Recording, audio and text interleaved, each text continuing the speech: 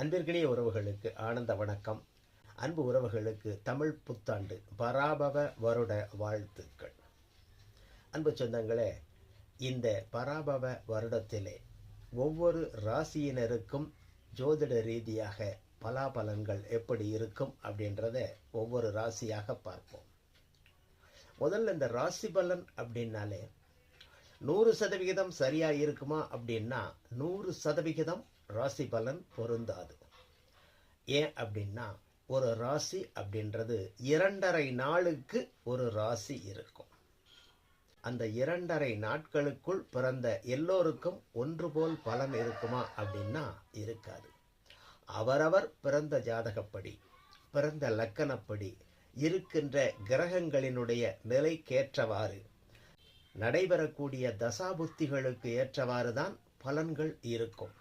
இந்த ராசியை மையமாக வைத்து சொல்லப்படுகின்ற ராசி பலன் 20-30% பலன்கள் இருக்கும்.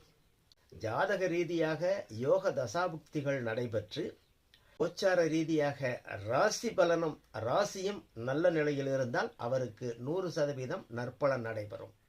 ஜாதக ரீதியாக யோக தசாபுக்திகள் நடைபெற்று கோச்சார ரீதியாக ராசி பலன் சுமாராக இருந்தால் அந்த யோக தசை சற்று பங்கப்படும். அதே போல ஜாதக ரீதியாக அவயோக தசைகள் நடைபெற்று கோச்சார ரீதியாக ராசி பலன்களிலே அந்த ராசிக்கு நற்பலன் ஏற்படக்கூடிய நிலையில் இருந்தால் தசாபுத்தி நிலையில் ஏற்படக்கூடிய அந்த கெடுபலன்கள் குறையும். ஜாதக ரீதியாக கெடுபலன்கள் ஏற்படக்கூடிய சூழலிலே கோச்சார ரீதியாகவும் ராசி பலன் அந்த ராசிக்கு கெடுபலன் தரக்கூடிய சூழ்நிலை இருந்தால் கோச்சார ரீதியாகவும் தசாபுத்தி ரீதியாகவும் கடுமையான கெடுபலன்கள் இருக்கக்கூடிய நிலையிலே அது கெடுபலன்கள் கடுமையாக இருக்கும். இப்படித்தான் ராசி பலன்களை புரிந்து கொள்ள வேண்டும். அந்த வகையில் ராசி பலன் என்பது பொதுவான ஒரு பலன்கள் 20-30% சாதகமாக இருக்கும், சரியாகவும் இருக்கும்.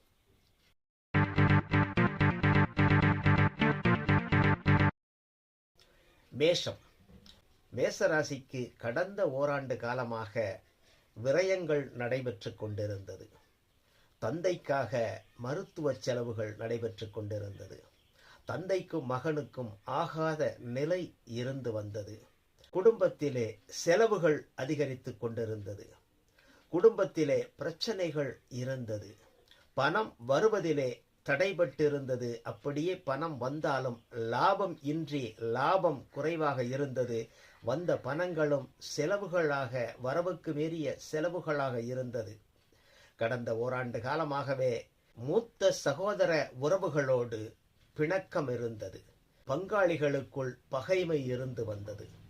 இப்படி கடந்த காலங்களிலே சாதகமில்லாமல் நடைபெற்று கொண்டிருந்த பாதக பலன்களெல்லாம் மறைந்து 2026 ஜூன் மாதத்திலிருந்து வைகாசி 18ஆம் நாளுக்கு பின்பாக இந்த பாதகமான பலன்களெல்லாம் சாதகமாக மாறும். நற்பலன்கள் நடைபெறும். தாய் வழி உறவுகளால் நன்மை ஏற்படும். விரய செலவுகள் சுப செலவுகளாக மாறும். வீடு வாகனம் பூமி மனை யோகம் உண்டு. பலர் வீடு கட்டுவீர்கள், பலர் பூமி மனை வாங்குவீர்கள், பலர் வாகனங்கள் புதிதாக மாற்றுவீர்கள். வங்கியில் கடன் எளிதாக கிடைக்கும். இதுவரை வங்கி லோனுக்காக அலைந்தவர்களுக்கு வங்கியே கூப்பிட்டு கொடுக்கக்கூடிய நிலை ஏற்படும். கடன்கள் சுப கடன்களாக மாறும். சுப காரியங்கள் நடைபெறும். ஆன்மீக காரியங்களில் ஈடுபடுவீர்கள். நீண்ட நாள் தடைப்பட்டு வந்த ஆன்மீக யாத்திரை கைகூடும். ஆன்மீகத்திற்காக அதிகப்படியான செலவுகள் செய்வீர்கள்.